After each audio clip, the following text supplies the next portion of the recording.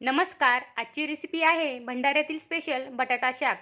त्यासाठी कढईमध्ये तेल टाकायचे आहे. तेल गरम झाल्यानंतर मोहरी टाकायची आहे, जिरे टाकायचे आहे, ठेचलेलं आलं आणि लसूण टाकायचं आहे. नंतर कढीपत्ता टाकायचा आहे, बारीक कट केलेला कांदा टाकायचा आहे. कांदा व्यवस्थित परतून घ्यायचा आहे.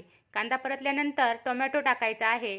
कट करून घेतलेला बटाटा, मीठ आणि हळद टाकायची आहे आणि 1 मिनिटभर छान परतून घ्यायचे आहे. नंतर त्यावर झाकण ठेवायचे आहे आणि 2-3 मिनिट लो फ्लेमवरती बटाटा छान वाफवून घ्यायचा आहे. इथे आपण बटाटा छान वाफवून घेतला आहे.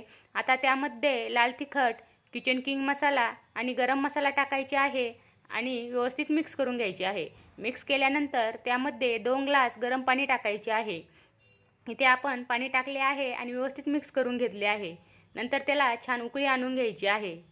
इथे आपल्या रश्श्याला छान उकळी आली आहे. आता त्यामध्ये आपण शेंगदाणा कूट टाकला आहे.